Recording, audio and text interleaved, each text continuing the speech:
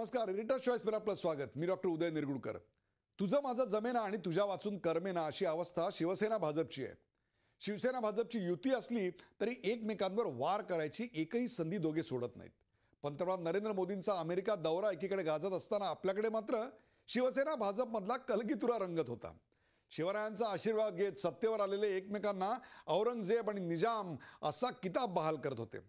कधी थेट प्रहार तर कधी शेलक्या शब्दामधून शालजोडीतले तडाखे देत स्तुती असा प्रकार शिवसेना करत होती.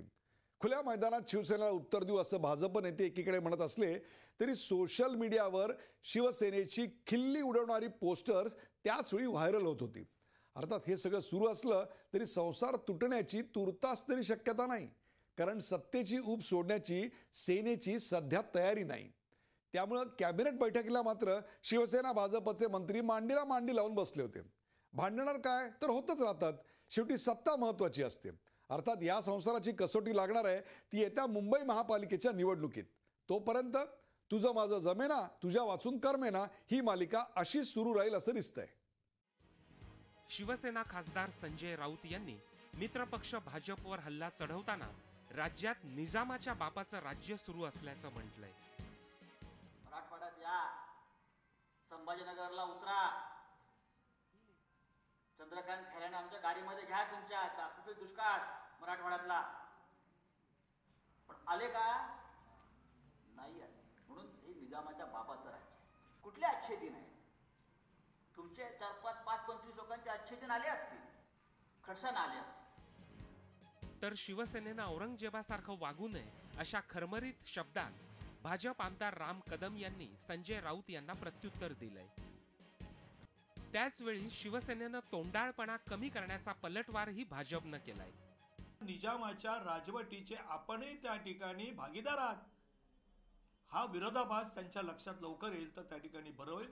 म्हणून मला असं वाटतंय की या ठिकाणी त्यांनी सांभाळून बोललं तर अधिक त्या ठिकाणी उपयोगी होईल. दरम्यान माध्यमांसमोर आणि 4 भिंतीत बोलणार नाही तर खुल्या मैदानात शिवसेनेला उत्तर देऊ अशी प्रतिक्रिया भाजप प्रदेशाध्यक्ष रावसाहेब दानवे यांनी दिली. एकंदरीत आगामी काळात शिवसेना भाजप संघर्ष आणखीनच चिघळणार याचीच ही नांदी आहे. एकीकडे सत्ताधारी शिवसेना भाजपचा कलगीतुरा रंगलाय आणि दुसरीकडे विरोधात असलेल्या काँग्रेसमध्ये देखील गृहकलह पेटलाय. खरं तर काँग्रेस म्हणजे एखाद्या मोठ्या संयुक्त कुटुंबासारखी. काँग्रेसच्या कुटुंबात अनेक ज्येष्ठ नेते असले तरी शेवटी सगळे निर्णय कुटुंबप्रमुखच घेतात. हीच काँग्रेसची आत्तापर्यंतची परंपरा आहे. याच परंपरेत वाढलेले माजी खासदार आणि मंत्री गुरुदास कामत रुसून बसले आणि त्यांनी थेट राजकारण संन्यासच घेतला. कामत थेट बोलत नसले तरी शिवसेनेतून आलेल्या संजय निरुपम हेच त्यांचं लक्ष आहे. हे सगळं काँग्रेस श्रेष्ठींना ठाऊक नाही असं थोडंच आहे, पण श्रेष्ठींनी अजून तरी आपला कौल कुणाला आहे हे स्पष्ट केलेलं नाही. पराभवाचे धक्के खाणारे काँग्रेसचे जहाज या गृहकलहानं आणखीन खिळखिळ होतंय एवढं मात्र नक्की. मुंबई काँग्रेसला गटातटाचं राजकारण नवं नाही, मात्र आतापर्यंत मुंबई काँग्रेसनं निष्ठावंतांचं आणि काँग्रेसच्या जुन्या नेत्यांचंच गटातटाचं राजकारण अनुभवलंय. यात प्रामुख्यानं मुरली देवरा आणि गुरुदास कामत यांच्या गटाच्या राजकारणाचा आतापर्यंत मुंबई काँग्रेसला अनेकदा फटका बसलाय. आता यात नव्या गटाची भर पडली आहे. हा गट आहे शिवसेनेतून काँग्रेसमध्ये आलेल्या संजय निरुपम यांचा. निरुपम यांची मुंबई काँग्रेसच्या अध्यक्षपदी नियुक्ती झाल्यानंतर मुंबईतील काँग्रेसची सगळी सूत्र निरुपम यांच्या हातात आली आहे. निरुपम यांना काँग्रेसमध्ये प्रवेश द्यायला काँग्रेसशी एकनिष्ठ असलेल्या दत्त कुटुंबियांचा विरोध होता. शिवसेनेत असताना निरुपम यांनी सुनील दत्त यांच्या प्रकृतीवरून खिल्ली उडवली होती. तरीही पक्षनेत्यांनी काँग्रेसमध्ये प्रवेश देऊन आता महत्वाची जबाबदारी दिली आहे. त्यामुळे काना मागून आला आणि तिकड झाला असं निरुपम बाबत काँग्रेसचे जुने नेते आणि पदाधिकारी बोलतायत. निरुपम यांचं मुंबई काँग्रेसमधील वाढतं प्रस्थ मूळच्या काँग्रेस नेत्यांना मान्य नाही, तर दुसरीकडे पक्षश्रेष्ठींकडून मात्र निरुपम यांना महत्व दिलं जात आहे. निरुपम मुंबई काँग्रेसचे अध्यक्ष झाल्यानंतर साहजिकच पक्ष संघटनेवर निरुपम आणि त्यांच्या समर्थकांची वर्णी लागू लागली आहे. त्यातूनच काँग्रेसमधील कामत आणि मुरली देवरा गटाचे जुने आणि निष्ठावान नेते आणि पदाधिकारीही नाराज होऊ लागलेत. पक्षातील नियुक्त्या करताना निरुपम यांच्या जवळच्यांना प्राधान्य मिळू लागलंय आणि इतरांना डावललं जाऊ लागलंय. निरुपम यांच्यासह माजी खासदार एकनाथ गायकवाड, आमदार वर्षा गायकवाड, अस्लम शेख, संदेश कोंडविलकर, चरणसिंह सप्रा, भूषण पाटील असे मोजके जण आहेत. कामत गटाचे माजी आमदार सुरेश शेट्टी, नसीम खान, अशोक जाधव, चंद्रकांत हंडोरे, राजहंस्य, मधु चव्हाण, मनहास, बाळा आंबेकर आदी जण ओळखले जातात. मुरली देवरा यांच्या निधनानंतर देवरा गटामध्ये मात्र बडे नेते कुणी नाही, तर माजी खासदार प्रिया दत्त आणि त्यांचे समर्थकही निरुपम यांच्या विरोधात आहेत. एकेकाळी मुंबई काँग्रेसमध्ये कामत यांच्या शब्दाला किंमत होती, मात्र आता त्यांचा शब्दही डावलला जाऊ लागलाय. त्यातूनच कामत यांनी थेट राजीनामा देऊन राजकारणातून संन्यास घेण्याचा निर्णय घेतलाय. कामत यांनी हे पाऊल उचलल्यानंतर त्यांच्या समर्थकांनी उघडपणे निरुपम यांच्या विरोधात आघाडी उघडली आहे. कामत यांनी नाराजीचं पाऊल उचलल्यानंतर माजी आमदार कृष्णा हेगडे यांनीही ब्लॉक पदाधिकाऱ्यांच्या नियुक्त्यांवरून उघडपणे नाराजी व्यक्त केली आहे. कामत यांनी राजीनामा दिल्यानंतर आता निरुपम यांच्या विरोधात नाराजी वाढणार आहे हे निश्चित.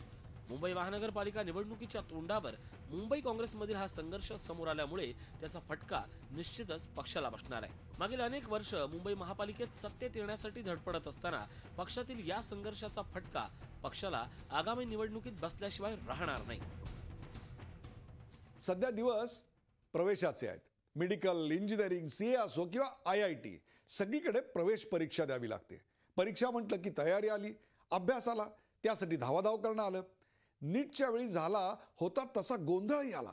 या सगळ्या गोंधळावर मात करत विविध प्रवेश परीक्षांची तयारी करण्यासाठी एक मोबाईल ॲप तयार करण्यात आले. विशेष म्हणजे 11वीतल्या एका मुलानं हे ॲप तयार केलंय. हा मुलगा आहे मालेगावचा. मालेगाव म्हणजे फक्त दंगली आणि बॉम्बस्फोट नव्हे, तर इथली तरुणाई नव्या प्रश्नांचाही वेध घेते, हेच या मुलानं दाखवून दिलंय. नीट परीक्षेचा गोंधळ ताजा आहे. ऐनवेळी परीक्षेची तयारी करायला लागल्यानं विद्यार्थ्यांनी बरीच ओरड केली. शहरामध्ये निदान अशा प्रवेश परीक्षांसाठी क्लासेस तरी असतात, पण ग्रामीण भागातल्या विद्यार्थ्यांसाठी काय करायचं यावर उत्तर शोधून काढले मालेगावच्या या छोट्या शहरातल्या 11वीच्या एका विद्यार्थ्यानंच. ऋषिकेश खैरनार याने एक मोबाईल ऍप्लिकेशन तयार केले. studydunia.com नावाच्या ऍप्लिकेशनमध्ये नीट, IIT, JEE, CA, SET आणि UPSC सह प्रमुख कोर्सेसच्या नोट्स, प्रश्नसंच आणि व्हिडिओ लेक्चर्स उपलब्ध आहेत. मी जेव्हा 10वीत होतो तेव्हा माझं ठरलं होतं की मला चार्टर्ड अकाउंटंट व्हायचं. बट मला मालेगाव सारख्या शहरामध्ये इथे काही कळलं नाही, काही माहिती मिळाली नाही. पण हीच जी समस्या मला फेस करावी लागली ती इतर विद्यार्थ्यांना फेस करावी लागू नये म्हणून माझ्या मनात विचार आला की आपण एक असं पोर्टल का उघडू नये, बनवू नये, ज्याच्याने विद्यार्थ्यांना फ्रीमध्ये हे स्टडी मटेरियल वगैरे माहिती सर्व काही फ्रीमध्ये मिळू शकेल. CA व्हायची ऋषिकेशची इच्छा आहे. त्याला मालेगावात योग्य मार्गदर्शन मिळालं नाही आणि त्याला पुण्यात जावं लागलं. मग त्यानं पुण्यातल्या वर्गमित्र अथर्व कोळेकर यांच्या मदतीनं हे ऍप्लिकेशन तयार केलं. या ऍप्लिकेशनची सत्यताही तज्ज्ञांकडून तपासून घेतली आहे. या ऍप्लिकेशनला केवळ 1 मेगाबाईट एवढी जागा लागणार आहे. तसंच कमी रॅमच्या स्मार्टफोनवरही स्टडी दुनिया सहज चालू शकेल. अवघ्या 3 महिन्यात ऋषिकेशनं हे ऍप्लिकेशन तयार केलंय. त्याला सतत कॉम्प्युटरवर बसलेला बघून आई वडिलांना त्याच्या अभ्यासाची चिंता लागली होती, मात्र त्याचं काम बघून आता ते देखील आनंदलेत. जे ग्रामीण भागातले विद्यार्थी आहेत त्यांना शहरामध्ये जाऊन तो इतर विषय जे आहेत ते क्लास लावावे लागतात. तर स्टडी दुनिया हे ॲप्लिकेशनमध्ये प्रत्येकाला गरीब विद्यार्थ्यांना शिकण्यासारखं बरंच काही घरी बसून पाहायला मिळेल. हे महत्त्वाचं त्याने बनवलं. आम्हाला पुष्कळ अपेक्षा होती, इंजिनियर व्हावं, डॉक्टर व्हावं यांनी. पण तो म्हण नाही, आपण ग्रामीण भागात आहे ना, मला जी अडचण आली ती मी ती सोप्या शिक्षणात कमी पैशांमध्ये मला शिक्षण करून दाखवायचं आहे. मी तुम्हाला अडचणीत आणणार नाही, खर्चात पाडणार नाही भाऊ, असं त्याचं म्हणणं. त्याच्यामुळे त्याचा अभिमान आहे भाऊ आपल्याला, करेल तो काहीतरी. आपला प्रश्न आपणच सोडवायचा असतो असं म्हणतात, पण इतक्या कमी वयात आपल्यासारख्या इतरांचाही प्रश्न सोडवणाऱ्या ऋषिकेशचं कौतुक करावं तेवढं थोडंच आहे. एक साधा वेल्डर रोजचं काम करताना त्यानं शेतीसाठी पाणी देणारं एक यंत्र बनवलं. या यंत्राला न वीज लागते ना आणखीन काही. विशेष म्हणजे पाणी खेचता खेचता हे यंत्र वीज निर्मिती करतं. हे सगळं साकारणारा हा वेल्डर काही IITचा नाही, तो आहे साधा ITIचा. मेरा देश बदल रहा है असं पंतप्रधान म्हणतात, तेव्हा त्यांना हेच अपेक्षित असावं. अंबरनाथ तालुक्यातील चोण गावात राहणारे हे रामचंद्र खोडका. ITI मधून त्यांनी वेल्डरची पदविका घेतली आहे. नोकरीसोबत ते गावात शेतीही करतात. त्यांच्या गावाजवळून बारवी नदी वाहते, पण विजेअभावी त्यांना शेतीसाठी पाणी उपसणं जमत नव्हतं. डिझेल पंप परवडत नव्हता. त्यामुळे इंधनाशिवाय नदीतल्या पाण्याचा उपसा करता येईल का याचा विचार ते करू लागले आणि त्यातूनच त्यांनी एक अनोखं यंत्र बनवलं. नदीला बारमाही पाणी असतं. या पाण्याच्या प्रवाहाचा वापर त्यांनी पाण्याच्या उपशासाठी केला. त्यांनी पाण्याच्या प्रवाहात 4 पात्याचा लोखंडी पंखा बसवला. पाण्याच्या प्रवाहामुळे हा पंखा फिरतो. त्याला लावलेला रॉड फिरल्यानं रॉडवर बसवलेले गिअर फिरतात आणि नदीतलं पाणी उपसलं जातं. या सर्व प्रक्रियेत कुठेही वीज, डिझेल अथवा अन्य कोणतंही इंधन वापरलं जात नाही. उलट उपसल्या जाणाऱ्या पाण्याच्या प्रवाहामुळे वीज निर्मिती करणंही शक्य होतं. 1.5 वर्षांच्या अथक प्रयत्नांनंतर त्यांना हे यंत्र बनवण्यात यश आलंय. विना इंधन पाणी उपसा करणारं हे यंत्र बनवण्यासाठी त्यांना 60,000 रुपये खर्च आलाय. शेतकऱ्यांना आपल्याला कसं हे करता येईल, बिना इंधन पाणी वीज असे उपलब्ध करता येईल यासाठी मी प्रयत्न केला आणि त्या प्रयत्नाला माझे यश आले. तर ते हळूहळू अजून डेव्हलप करता येईल मला. या यंत्राला वीज लागत नाही, फारशी देखभालही करावी लागत नाही. त्यामुळे शेतकऱ्यांसाठी हे यंत्र अगदी किफायतशीर आहे. या यंत्राच्या पेटंटसाठी खोडकांनी अर्ज केलाय. थोडं आर्थिक पाठबळ मिळालं तर याहून चांगलं मशीन आपण तयार करू असा त्यांना विश्वास आहे. मोहम्मद अली म्हणजे बॉक्सिंग आणि बॉक्सिंग म्हणजे मोहम्मद अली. मोहम्मद अली म्हणजे सतत 2 हात करण्याची खुमखुमी असलेला बॉक्सर, हीच त्याची प्रतिमा जगभर होती. भल्या भल्याना धडकी भरणारा मोहम्मद अली 1980 मध्ये मुंबईत आला होता. माझ्याशी लढून दाखवा असं आव्हान त्यांनी मुंबईकरांना दिलं होतं. मोहम्मद अलीचं आव्हान स्वीकारत एका मुंबईकरानं त्याच्याशी चक्क 2 हातही केले होते. गेल्या आठवड्यात मोहम्मद अलीचं निधन झाल्याचं कळताच हा मुंबईकर मोहम्मद अलीच्या आठवणीनं हळवा झाला. मोहम्मद अलीच्या जाण्यानं बॉक्सिंग विश्व देखील हळहळलं.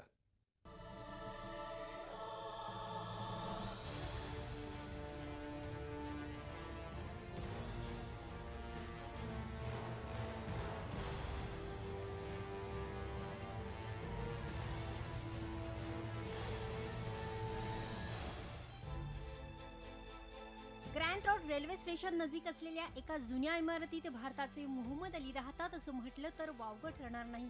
कारण याच इमारतीत राहणारे 72 वर्षीय बॉक्सर हरुण खान यांनी 1980 मध्ये मोहम्मद अली यांचं आव्हान स्वीकारत त्यांच्याशी बॉक्सिंग खेळली होती. जानेवारी 1980 मध्ये मोहम्मद अली हे भारतीय दौऱ्यावर आले होते. वरळीतील वल्लभभाई पटेल स्टेडियमवर मोहम्मद अली यांची बॉक्सिंग पाहण्यासाठी स्टेडियम खचाखच भरलं होतं. अली यांचे ठोसे जवळून पाहण्यासाठी त्यावेळी सारं बॉलिवूड उलटलं होतं. त्यावेळी रिंगमध्ये आल्यावर मोहम्मद अली यांनी कोणी असा भारतीय आहे का जो माझ्याशी लढेल असं आव्हान केलं. अलींच्या आव्हानानंतर काही क्षण स्टेडियममध्ये शांतता पसरली. कोणीच पुढे येईना.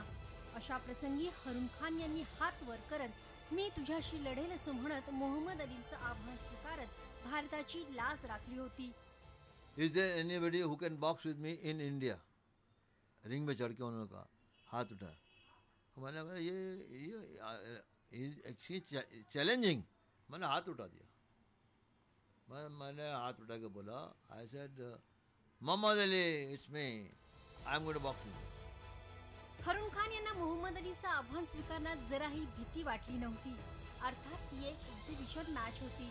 मात्र मोहम्मद अली सारख्या जगातील महान बॉक्सरशी खेळण्याचं भाग्य काही औरच होतं. वो गेम देख के मुझे एकदम मैं घबरा गया. बोला ये क्या हो गया. एंड आई कुडंट, मैं आई गॉट पजल. मैं कुछ क्या करूँ समझ नहीं आ रहा था.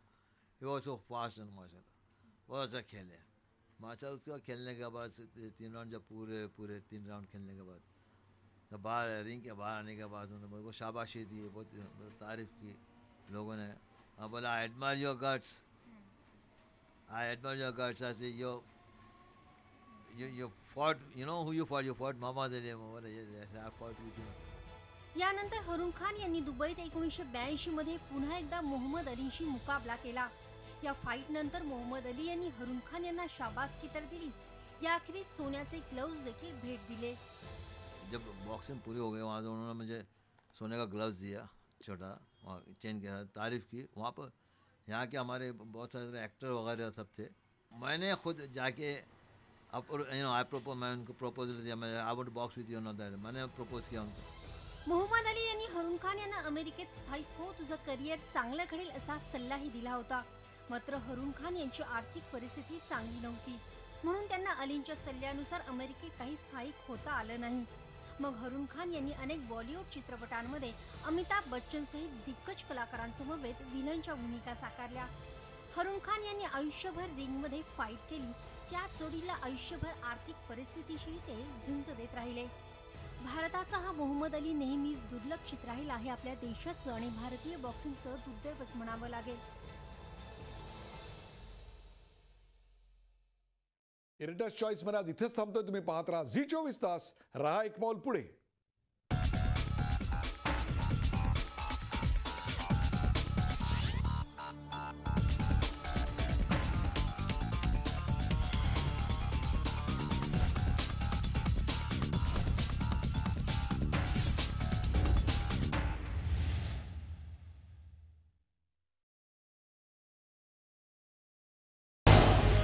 झी 24 तास. रहा एक पाऊल पुढे.